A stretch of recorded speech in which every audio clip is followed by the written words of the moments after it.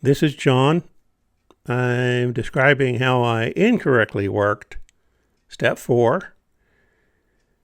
I've already had 2 recordings, one just discussing what would a moral inventory actually be. The second one is looking at the table that appears in the Big Book of AA, describing the different categories of what was the cause of my disturbance, what area did it affect, and I'm now going to deal with the defects of character which contributed to everything that came before. So, how I did the inventory wrong.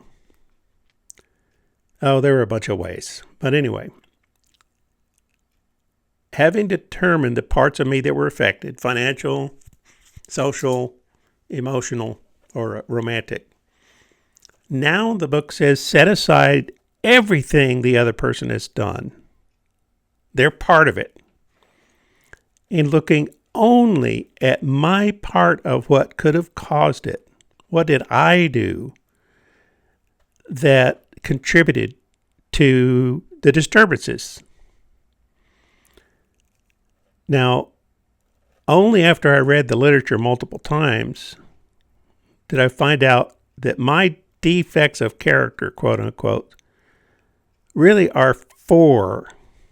There are 4 of them. These are the things that I did that did or probably did contribute to the resentments. The first one is dishonesty. Second is inconsideration. Third is fear. Fourth is selfishness. Now, dishonesty, first time I went through, I said, oh, well, maybe I was a little dishonest in this situation. But let's be fair, they were much more dishonest. And, maybe I shaded the truth, maybe a little white lie, maybe a little fib, I'm minimizing. Oh, it wasn't that bad. I didn't do that much wrong. And I worked the step on that basis, and I did not get sober. I very infrequently found or morally admitted, my dishonesty had been a factor. So I would just say, nope, my dishonesty, if there was any, was so insignificant, I'm not even going to write it down in this inventory. The second category is inconsideration. I said to myself, first time I worked the steps, I am very considerate. I always consider what the other person is likely to do as a result of what I do. And that's really what I thought considerate meant was, am I considering, like calculating, like manipulating them? If I borrow $10 from you and then never pay it back, are you going to get mad and mention it to me and I tell you back? Or are you the kind of person who's going to say, forget about it, don't worry, and I get to keep the money? I'm calculating, I'm manipulating you. I'm sizing you up. Are you the kind of person who's going to make my life difficult? So I'm always considering consequences, and I thought that's what consideration was. And I can honestly say, no, I'm not going to check the inconsiderate column. Absolutely not how I am. I'm one of the most considerate people I know. And the fear category, I know what fear is like. Someone says, here, touch this hot stove. I'm going to say, no way. I'm not going to injure myself. I'm not stupid. And that's logical fear. That's real world fear. Would I walk on the ledge of a very tall building with no railing? No, I wouldn't do that because I'm afraid of falling. So I would only define fear as being physical terror related to a danger, physical danger. So I would go down the check marks and I'd say, no, I'm not afraid. I'm not afraid. I'm not afraid. I'm not afraid. And then selfish, my definition of selfish the first time I worked the steps was basically someone who only thinks of themselves. They would feel like they're the only important person in the room. And I would say, well, I don't know. I don't think that's me. I don't think that describes me. I don't see how I was selfish. I would, do something occasionally that was nice. So I don't have to check these things in the inventory. And so I went through the defects the first time.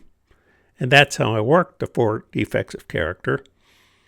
And by the way, there are other defects of character mentioned in the big book that I dragged in intentionally, thinking this has got to hurt. I've got to make this as painful as possible if it's going to do any good. A moral inventory surely must be very painful.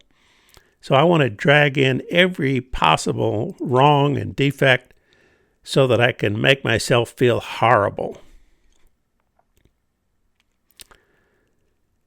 Well, then I talked to someone who had been working the 12 steps decades longer than me. Said, you know what? The 4 defects are not what I thought. Number 1, dishonesty does include telling a lie. Yes, that's clear. But it also includes withholding the truth. If I'm an outright liar, someone will say, I know I lent you $10 yesterday. And I'll say, no, you didn't. You gave it to me. That's a lie. That's an outright lie. That's dishonest. But if someone says, I had $10 yesterday and I loaned it to someone, I can't remember who it was. Do you remember who I lent it to? I'll just stay quiet. I'm not going to admit it's me. I'm just not going to say anything. Let you assume that it's not me. If I'd been honest, I would say, yeah, that was me. I owe, here's the $10. Thank you for loaning it to me, but I'm not going to do that. I'm going to remain quiet. So I could no longer say I was being honest when I hid the truth, when I was silent. That made it harder to go down the dishonest column and say I'm not going to check anything, because there were a lot of times I was holding things back. Now, the inconsiderate column. A considerate person, it turns out they will think about someone else and say, I wonder what this is like for them. What's their point of view in this? They've got a side to this. Am I seeing their side? Am I looking at this from all sides? Why do they believe what they believe? Not so that I can use it as a weapon. I just think I'll be a better person if I can understand others. That's being considerate, not calculating, considerate.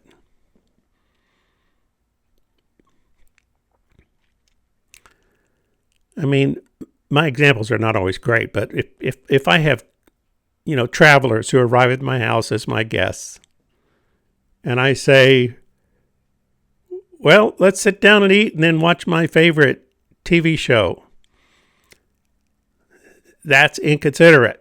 A considerate person would say, hey, you've been on the road for hours and hours. You must be tired. Why don't you guys take a break? Put your stuff in your room. wash up, rest up, whatever you need to do. And whenever you're ready, come down and we'll have something to eat and decide what we want to do for the evening. That's a considerate person. Understanding there are two sides to it, not just the one that I see. Looking at it from their side. Being inconsiderate is the opposite of that. Saying, I don't even consider, are you tired? I don't consider, what do you need right now?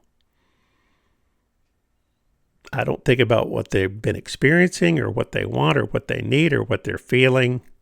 That's inconsiderate. That's the lack of consideration.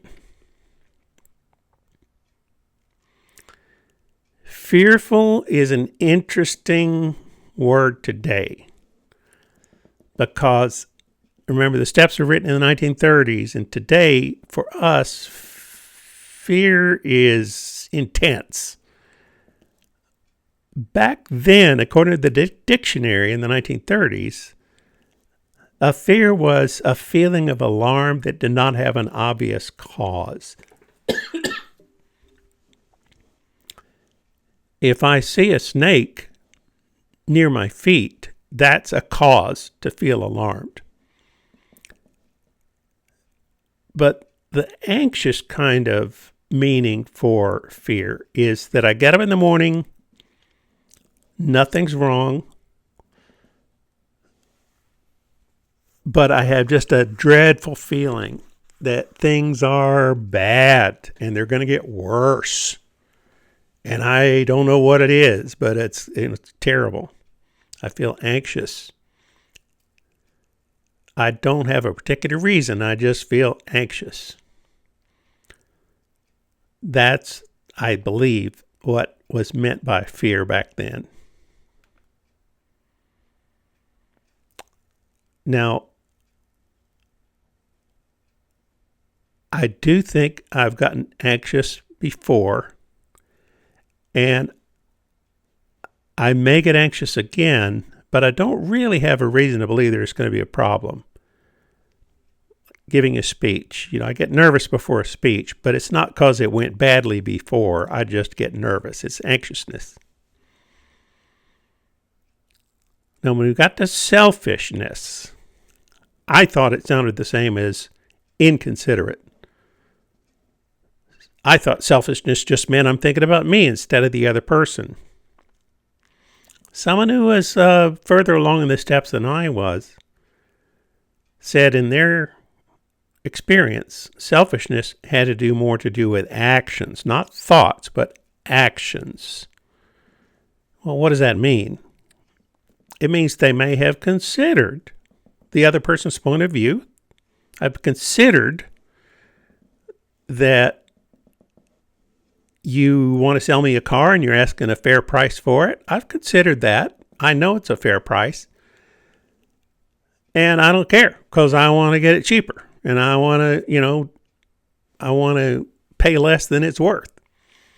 And I'll tell you, your price is outrageous. You're lucky I even want this old junker. And that's selfish.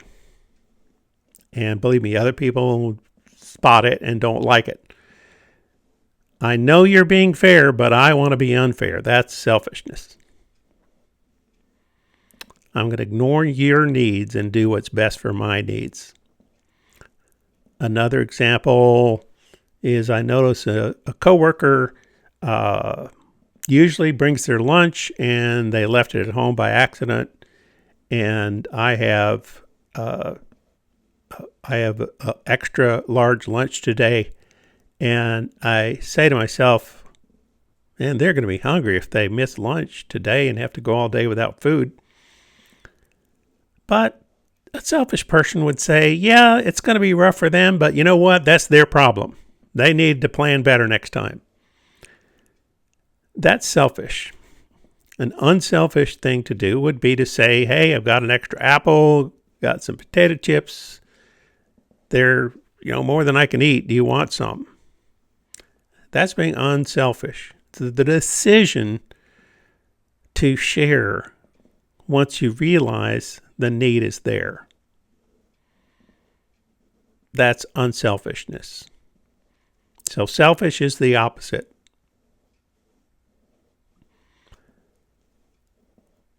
Those words, therefore, the 4 different defects, did not mean what I thought they did the first time I worked them. The second time I worked them, I did have a better understanding, and I've been working the 4-step inventory with that in mind ever since. The first time I did not get sober. The second time I did. And I'll add something that the folks with long-term sobriety really stressed.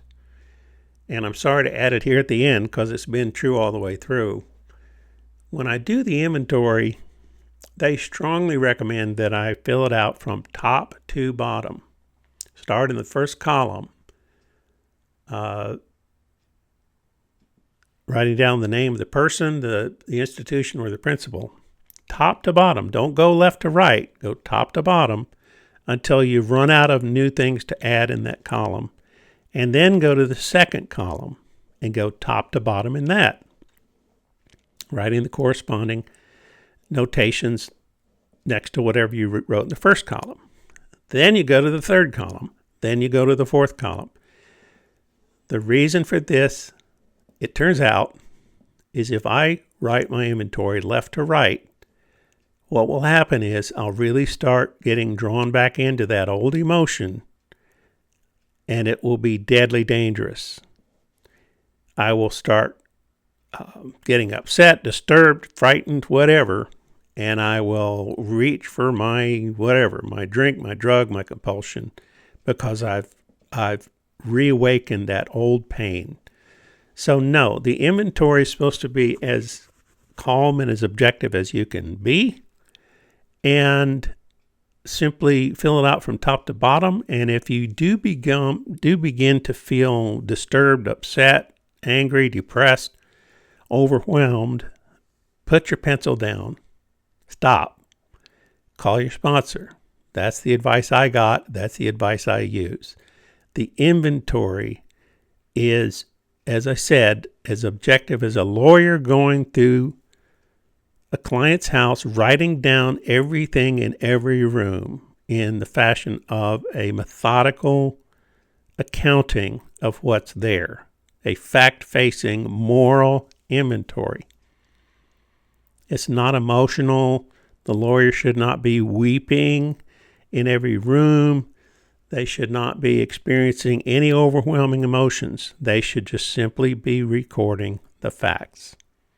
And using that approach, I was able to take an inventory of myself and stay sober one day at a time.